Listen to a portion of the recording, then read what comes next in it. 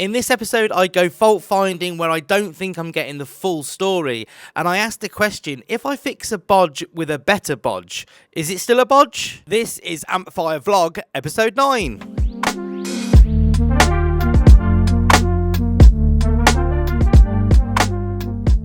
So headed over to Birmingham.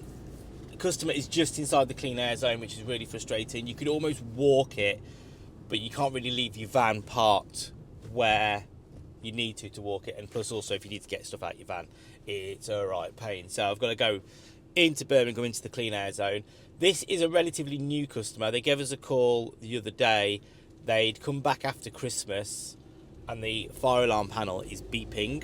They believe they may have had a power cut, so therefore we're suspecting some sort of power supply fault maybe. Now, we serviced this fire alarm just a few months ago, about 6 months ago I'm going to say, and I think I recall, I've not looked at the cert, but I think I recall we made a number of recommendations to the system, possibly new batteries, I can't remember, but what I do remember is the reason they haven't done any of the recommendations is because they were due to be moving. They were only supposed to be at the site for a few months. They were going to be moving to a new site within a few months, and they just needed to be as compliant as possible. So it was a bit of one of them where I think in reality it could do with quite a lot of improvements and updating, if I remember rightly, or there was some things that needed doing, but they decided not to. Now, cut to 6 months later, I think it is, I was looking when I booked it in, and they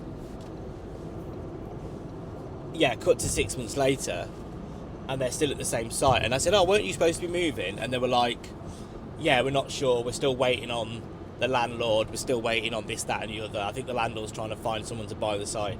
It all sounds a bit wishy-washy. I don't know, wrong choice of words. Yeah, they're waiting on the landlord to find the site, so it all sounds like it's a bit one of them. I don't think they know where they're at. I think they're reluctant to spend any money on the site, but I imagine where it is and looking at the site, it's quite cheap, so finding another industrial unit that can do what they want to do would be quite difficult. I dare say they'd have to move out of the Birmingham city centre, which to me would make sense for them, but it is what it is.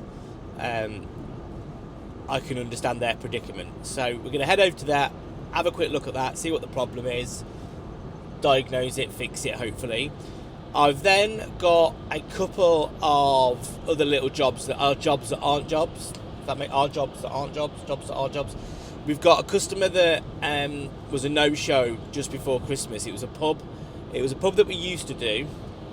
We used to do the alarm and everything on it, and then it changed hands, changed ownership, and we lost contact. And then we got a call before Christmas to say that they wanted us to go out and their name were on the panel. So I was like, yeah, no problem.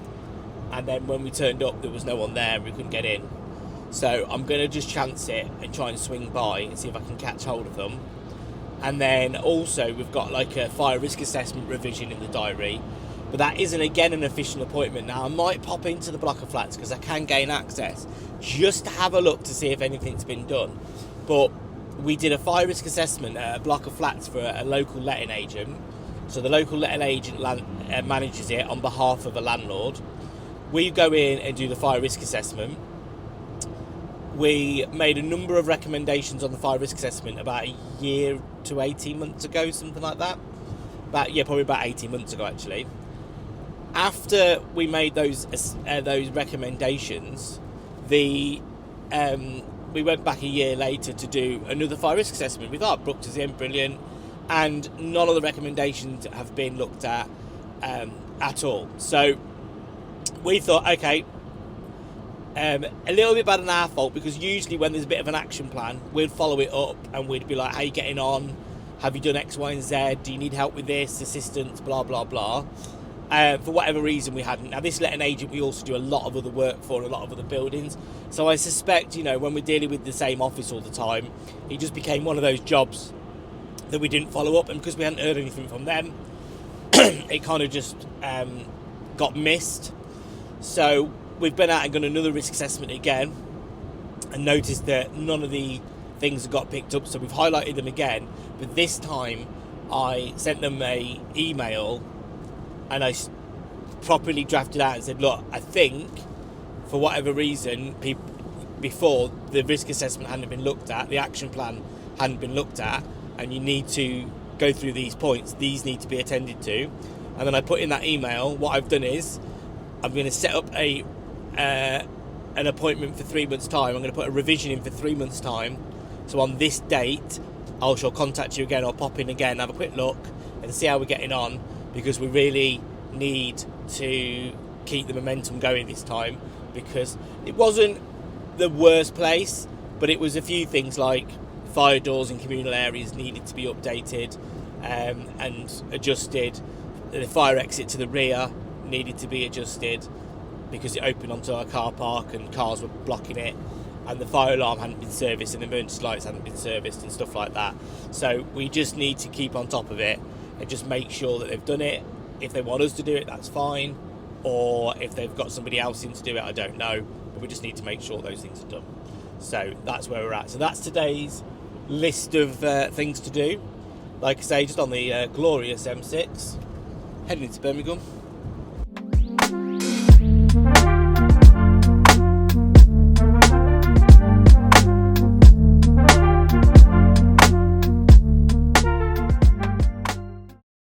Right, so got on site. It's too cold to put my hood down. It's a zone fault, which means either an open circuit or a closed circuit fault or an end of line fault, I believe. I think from the flashing light on the zone 1, and I'm just kind of going around and I'm just trying to spot where the end of line might be, but there's a few places I think it's been wired up quite strange. I'm just having a quick look, because there's a few places where zone 1 end of line might be. I think there might be.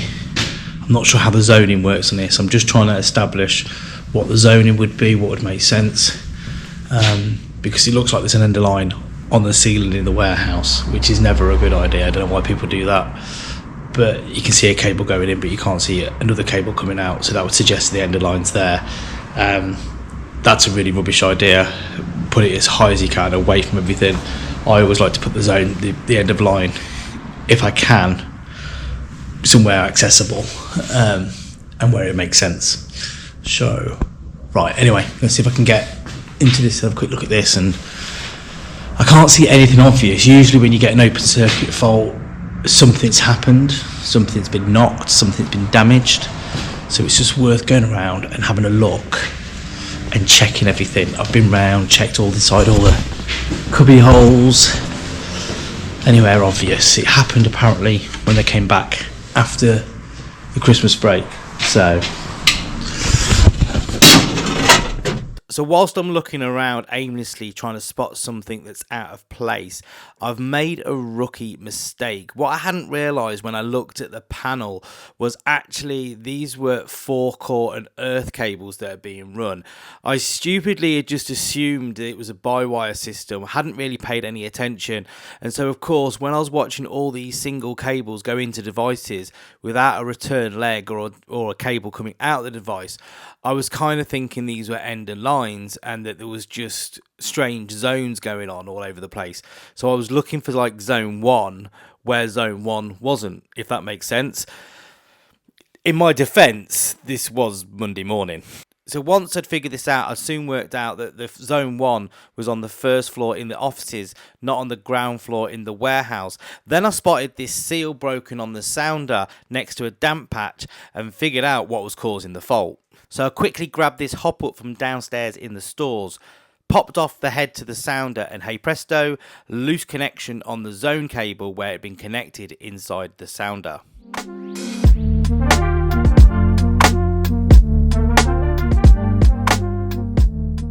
So what we say then, guys, I popped inside that sounder. Quite unusual, bit of a shot in the dark really. I wasn't expecting to find a fault in there, if I'm honest. I was just kind of like, I always kind of look around first and see if there's anything obvious. Usually someone's been in, someone's knocked something, if they've knocked a device off the wall, something like that. Just have a good look around, see if I can spot anything. I try and clock the end of lines, which was pretty impossible there, because I didn't realise at first that they'd been using 5-core cable, so 4-core and earth. So of course, a lot of the time what you look like, because only single cables going, oh, there's an end of line. Oh no, it's not an end of line, it would turn out. Anyway, I spotted that seal missing, which is, like I say, a bit of a shot in the dark, because I'd have thought, you see that all the time, but I thought I'll have a look because it was right outside the office door, and that's like the only sounder near the office. And I just have that thought process of like, if someone was in, maybe one of the gaffers was in during Christmas, the alarm's gone off or it's beeped, and they think it's beeping, and they've gone and they've tried to twist that off because they think it's coming from there. Anyway, digressing. There was a chop block inside that. There was a little bit of a loose connection that I wouldn't have thought could have been an open circuit fault. So I tightened that up, put it back in, and it seemed to clear it. But it's a little bit of a mystery. Also, those inspection covers have come off and fell on the floor. I'll try and show them on a video. They weren't attached to the panel, which was a bit sus. And they were on the floor. And those screws, anybody knows with those gent panels, those little screws are really easy to lose. So if you've been in that panel, you could easily lose those screws, and then they would just fall out. So, yeah, little bit, some evidence there. I think someone's been in over the Christmas period. I spoke to her in the office. She said absolutely not, it was shut down, but she's not the owner. And you just get that feeling, you know, like if the owner's been in and if there was a power cut and then it was beeping and maybe someone's tried to play with it, or maybe they've come in, or the landlord or something. I just get a feeling. I don't know. Answers on a postcard. Let me know in the comments what you guys think. So we haven't been out here for about 4 years. 2021 we last came out. I recall it now. It's a local pub. We got called out, looked like about 3 landlords ago. There's been quite a few changes. This is the thing with pubs and tenanted pubs. They do change hands quite a lot. Basically what had happened back then, it was 2021. We're in 2025 now, probably like this time of year. So like I say, best part of 4 years ago. The regulations had just changed. 2021 Fire Safety Act was kind of coming in that year, wasn't it? And all the fire inspectors in the local area, they started targeting pubs, restaurants, anything with a commercial kitchen, anything with residential above it, which this obviously ticks those boxes. We came out, helped them with a risk assessment. I think we did some basic service on the fire alarm. I've had a quick look at the history of that, because I'm pretty sure we made a lot of recommendations, but they never came back to us. And then I think about 6 months later, they'd gone. I think we chased them up from memory.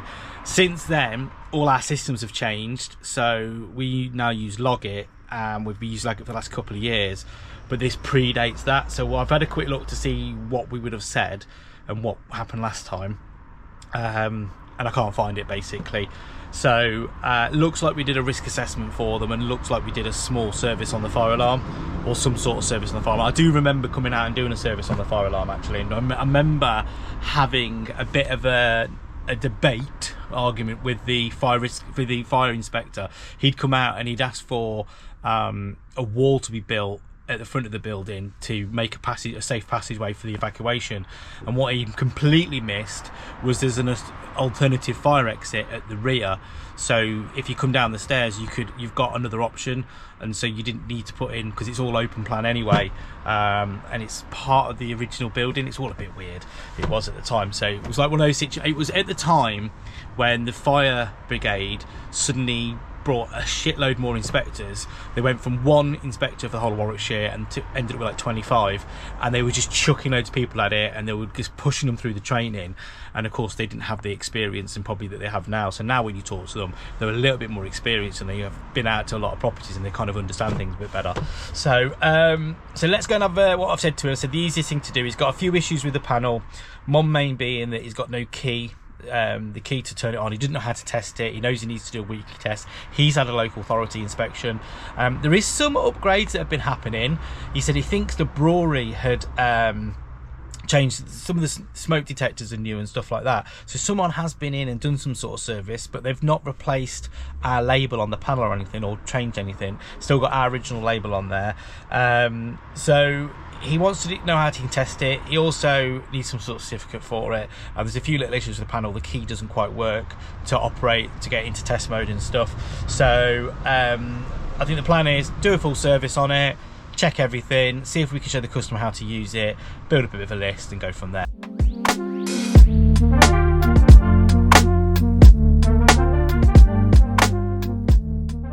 Right, you know, when a small job turns into a monumental fucking nightmare, that is today. So what's happened is somebody before us has wired the wire that's going, so on these there's a little key switch, and that puts it into test mode, into access mode to the panel. So you can test the panel, you can disable it, you can do X, Y and Z. Someone before has come along, and I don't know why, but basically you couldn't put it into test mode because it was just spinning round. So I've took the back of the panel off, I've took the circuit board out, and I was going to just try to tighten it up a little bit. That's what it is. It's a little lock nut on the back. Tighten it up, then the key will stop the key from spinning around. It will turn on and off. Great. In the process of doing that, I then noticed two Wago connectors connecting the wires at the back of the switch to two other wires. So I was like, someone's been here before and bodged this. I also noticed that there's a little bit of sealant around that lock nut. So someone at some point has also tried to fuck with it and put some sort of sealant or some glue around it. Fuck knows what's happened here. Basically, and then in the process of me trying to carefully tighten it up, those two connectors, basically someone's put like 0.5 mil, almost fucking bell wire between a 1.5 mil, and it's just snapped off, and it's snapped off right on the end of the terminals. I haven't got a soldering iron with me, but I have got some spade connectors and things like that, I'm hoping. So I'm going to go through what I've got, and I'm going to hope I've got a spade connector or something that's the right size, and I can crimp the wire into it, make it a safe connection, and connect it to the back of that switch. Wish me luck.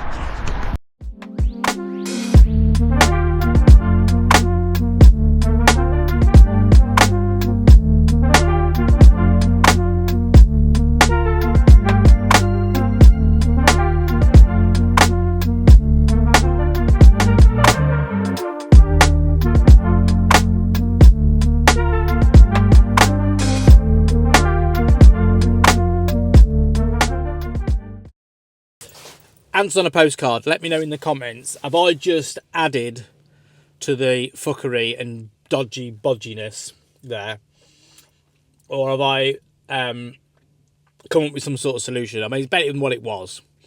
That switch just wasn't working properly at all. It was completely loose, and no wonder. And it was literally the thinnest little bit of bell wire holding it together. I've never really looked behind those panels at those switches, really. I paid that much attention, if I'm honest. You get a lot of those panels on wireless systems and things like that. They're like Hayes, sort of classic by-wire panel. Anyway, Sigma, I think it's called, isn't it? The Sigma something or other. I forget now. So yeah, that was a bit of a fucking panic then. I was like, oh my God. I was like, crap. Obviously it had been bodged before, and bodged several times by possibly multiple people, or been bodged, and I was just like, oh God, I've got to try and connect this now and make it work. So luckily I did. I think I'd like to go back and solder it, if I'm honest, or do something to make it better. But it is what it is. So that's that. Just speaking about that in general, so we visited that place in 2021, I think, as I mentioned before.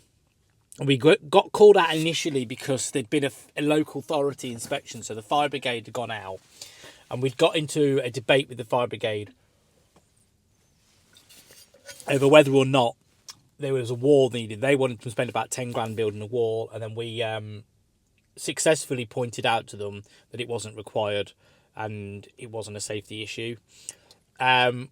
that guy that owned the pub then, I think it's had about 3 owners since then, or 3 tenants, 3 landlords since then. And the actual brewery, I think, have done some work and this, that, and the other. I do feel sorry. I feel conflicted for the pub game at the minute, because I do feel sorry for them, and I don't at the same time. I do feel like for a long, long time, pubs have just degraded and degraded. And we hear a lot about the pub industry has declined. People don't go out drinking anymore. It used to be to say it was a smoking ban. I'm not sure if it was solely the smoking ban, but I definitely think over the years, cheap alcohol from supermarkets, a number of economic effects have declined people going to boozers. And boozers have had to get creative. They've either had to put on entertainment, put on food, etc., in order to cope. Now, I have a lot of sympathy for pubs because it is hard. And then in 2021, the Fire Safety Act came out, which was basically a knock-on effect from Grenfell Tower. And as a result of that, knock-on effect, all of a sudden there was loads of inspections, and they targeted pubs. All around this area, everywhere I spoke to, at one point I was getting about 5-6 phone calls from pubs every single week, and they'd had local authority inspections suddenly pounce on them, and it was like the music had stopped, and it, grab a chair. That basically what's happened. The music had stopped. And of course, what happens then are all the dodgy pub owners, all the ones that are a bit shit, they just fuck off. We had to totally change what we did. We had some pubs owe us money. It was really tricky. One of the lads went out, did jobs, not say stupidly, but he put a load of new extinguishers in a pub. He probably didn't realise. He was fairly new. He wouldn't have known the customer. I think the impression was given it was a long-term customer by the pub, but he wasn't. He buggered off. And the problem with pubs is when the landlord goes, it's really fucking hard to trace them down, to find out who they were. Because often you ring up and it's my name's Steve. I'm calling from the Red Lion. Okay, cool, Steve. We'll come out. We'll do the job. We've got Steve from the Red Lion. We've got the Red Lion down as the business address and the business name. And then Steve buggers off. Well, who was Steve? He was Steve from the Red Lion. Well, what's his surname? Was it a limited company? So now we're really strict with pubs. When we go out to pubs, we get them to fill in a form. We say, right, we need to know. Then I just took all their details, their email address, their full name. We need to see it. If there's a picture of the licensee, I'll take a picture of it. Because if they bugger off and they don't pay his money, then we will pursue them, and we'll go to company's house and we'll find the registered address and we'll pursue them that way. And then if they don't pay, then we know who we are. But if it's just Steve from the Red Line, you don't know who that is, and it's crap. So pubs are a bit of a tricky one. And I do, like I say, I'm conflicted, because part of me is they've had it really, really hard, and now the music has stopped, and the authorities are targeting them again. And you do sit there thinking they haven't got a chance. And then it's years and years of what's happened is these landlords have had these pubs years and years, and it's moved on. And I've gone to some pubs where the fire safety, the fire alarm, the risk assessment, the extinguishers, everything, none of it's been done for 15, 20 years. Since 2005, since the fire reform order came in, none of it's been touched. You've got fire breaks, fire starts. We've been to ones that's got bed sits and Airbnb type situations, and they're really, really dodge. And it's basically because no one's done anything for years. And then all of a sudden, the inspector turns up and points out you have to have a full risk assessment, and all these things get flagged up. And it's tens of thousands of pounds worth of repairs that need to be made. And the person that's now got that pub has got to make the repair. And then here's the clincher. This is where I feel sorry for them. They then go, do you know what? We can't afford this. We've got to spend 50, 60, 70,000 pounds. We can't afford it. We've just took on this pub. So they want to give the pub back to the breweries. And this was the bit that pissed me right off. The breweries, a lot of the breweries were then going, oh, well, if you give it back to us, it has to meet the current regulation standards. And so the breweries were then making the landlords do the repairs. So effectively, it was like back in the day when dodgy landlords used to let out your house and then would keep your bond to repair the house and say, oh, well, the carpet needed doing this and that, and then they have no evidence of it whatsoever. So there's a lot of shenanigans that go on in pubs, and I feel sorry, because then you get people like that they seem pretty genuine. They just want to do everything right. They've took it on. They've only been there 4 months. Before Christmas, they rang us up. They've took it on. They're trying to do the alarm test. The lady from the fire inspector has been on to them and said, like, this has been on our books for ages, and it just keeps changing and changing and changing. And they want to get it to a certain standard. It's really crap, really, really crap at the minute, because you get people like that, they're just now trying to do everything right. So I am conflicted, because on one hand, I think people like that now, they haven't got a chance. No one's telling them anything. They've started a business, and it's a big bugbear with me that the local authorities, they're quick to take your council tax and your rates, but they never tell you, they never give you like a booklet and go, here's all the things you need to know for running a business. This is what you need to do for health and safety. This is what you need to do for waste management. This is what you need to do for general, like your electrics and your certificates. And you need to make sure this is done this and this is done that. They don't do any of that. But as soon as it goes wrong and there's an inspection, and then they start coming out and, you know, chucking in prohibited steps orders and things like that, it's all point the finger at the business owner. And I think, you know, absolutely, on one hand, it's the business owner's responsibility to do their research and know, but on the other hand, you don't know what you don't know, and if you don't know it, you don't know where to look for it. And I do feel sorry. And when we sit there and we moan about the high street, and we moan about the state of the economy, and we say the high streets are full of empty pubs and empty shops, and we need more people to take on the shops and run businesses and stuff, then we've got to help them, haven't we? You know, so we're expecting these people to give it a go, run a business. Let's have a go. Let's see if we can do it and make it work. Then we've got to help them. That is my massive rant. Anyway, so there we are. That's pubs. I'm going to go over now to this block of flats to see if I can pop my head in. Back to the office. I'm going to ring the letting agent and see where we're at with the this revision on the fire risk assessment. Sorry if that was a bit lengthy, but it's frustrating, isn't it? It's frustrating. World's gone mad. Country's fucked. Anyway, crack it up.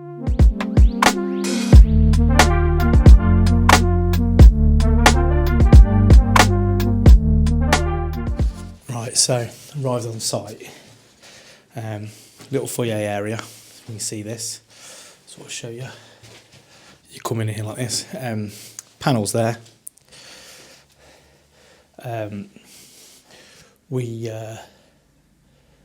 I didn't bother to look up the risk assessment. I should have looked it up really. But it's only around the corner and I kind of memorised it. So it was only 3 months ago. So obviously straight off the bat, doesn't look like anyone's been and serviced the fire alarm. But also, fire door open. And the reason that's open is because there's no closer on it. So the lights aren't working in here either.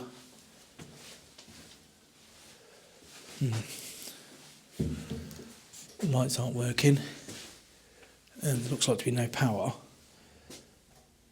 in this section. The emergency lights are in there, so there's an emergency light there, but that emergency light there's an emergency light there, doesn't look like it's got a charging light on it. No, so I'm just going to check if someone's been in. Maybe, let me just put that on there. There's an emergency light switch here, and it's perfectly plausible.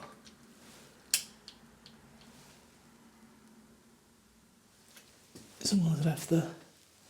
No.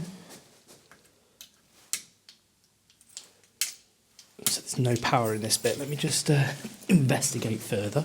So, closer on that. No closer. I think it's got smoke seals, got correct hinges. Door itself is alright, but no closer. This is the... yeah, there's no power downstairs. I'm going to say something's tripped. Let's have a quick look. So it'll be the landlord's supply. And ground floor lighting.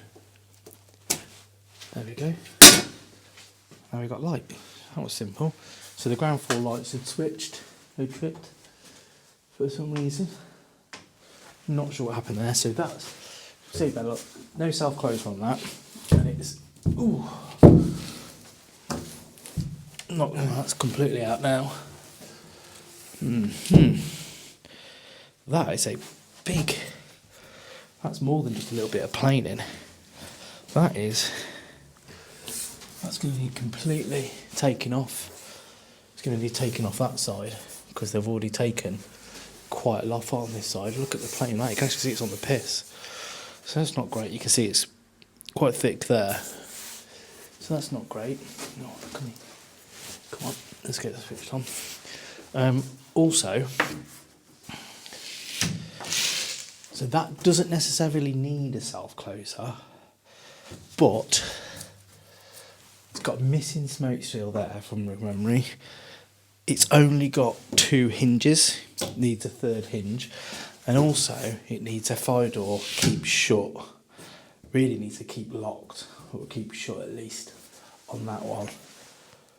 So obviously, just a basic look, we can see the recommendations that we were made the last time we turned up. Let's have a quick look.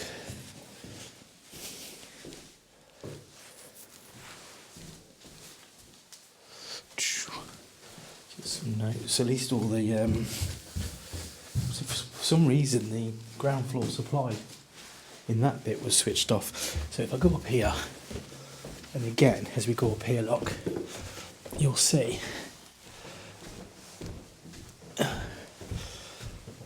none of these have got self-closers, and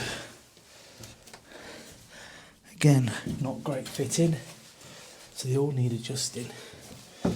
Missing the smoke seal. Go through. So this was part of it. So this is a little comms cupboard, but as you can see, all around the outside, none of that's fire protected. So we made a note that that needs to be a fire protected cupboard, and fire battened and protected. Now this has got a closer, so that one's okay. We also couldn't get access to all the doors, and that's got a closer. But as we go down here,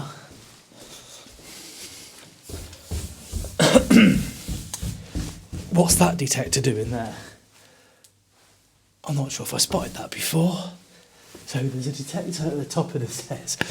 That's in completely the wrong place. That really should be. I don't know, where would you put that? Mind you, it's quite close. I don't know, a bit iffy. Not a lot of space here, I suppose. And then this is that door. So this is a fire exit, but as you can see, this here is a car park. If I can show you, that's the main car park. And last time I came, there was a car park right up against that door. So it needs fire door do not close. But I actually said, I think we need to recommend a bollard or something there so it can open, but cars physically can't park there. And I think that's what we put on the recommendations. Anyway, this is the bit. I'll just pop my head in. It's literally round the corner from our offices. Air vents and stuff. There's another detector on the wall there. Not in great position. But at the minute, it's the fire doors I really want to get on top of, because that's your passive fire protection. Smoke's the biggest killer, and it'll just fill up this whole building really quickly. So we came out here about a year ago, over a year ago, did a fire risk assessment, highlighted all these issues, pointed out that it didn't look like the detector, the fire line had been serviced. We kind of made loads of recommendations. Revision, well, the letting agent. So the letting agent asked us to come out and do the risk assessment. And now the letting agent we do a lot of work for. We do a lot of work for this letting agent. So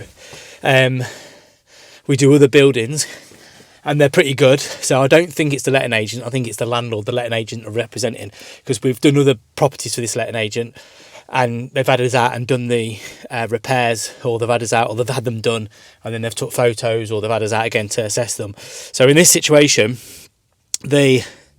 we came out over a year ago, did the initial risk assessment. 12 months went by, they booked us back in for another fire risk assessment, another FRA. And then we've seen it again that literally it was a carbon copy. Every single thing that we've flagged up before was exactly the same. So this time we emailed him and we made a very good point, because sometimes I think it can easily slip through the net, especially when you're dealing with middlemen and agents and stuff. So we made a proper email and said, look, we're going to put it in the diary. We're going to revise this in 3 months' time and just keep on top of it. So I'm going to go back to the office now. I'm going to send them an email. I'll say that I've just popped in and I can see that none of the actions have been actioned. None of the recommendations have been actioned. And what do you want to do? I'm assuming it's the landlord. They've not responded, actually. They've not communicated. So I'm going to see if I can just get some sort of communication out of them.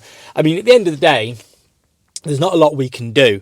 If somebody doesn't want to take our recommendations, they're paying us to do a risk assessment. We're doing it for them. It's not a pass or a fail. We're not passing them or failing them or anything like that. We don't have the powers. We're not getting them in trouble with the authorities. If something happens, we'll have a risk assessment to say that we've reflagged it all up. So it only is putting them... We're working for them. We're trying to help them. What's the point in having the risk assessment if you're not going to follow through with any of the issues? So yeah, at the end of the day, if they don't want to do the jobs, we don't have any enforcement. We can't do anything. There's no point. But sometimes I feel we just have a responsibility to follow it up, just because these things can get missed. Sometimes people leave jobs. Maybe the agent, maybe it got missed, maybe it got sent to the landlords, maybe the landlord's part of a big property group. I don't actually know. So, yeah, I'm going to fire that across. I'm going to go back to the office now and do that, and maybe even give them a call and see if we can have a chat with them. So, yeah, cool. Right, see you in a bit.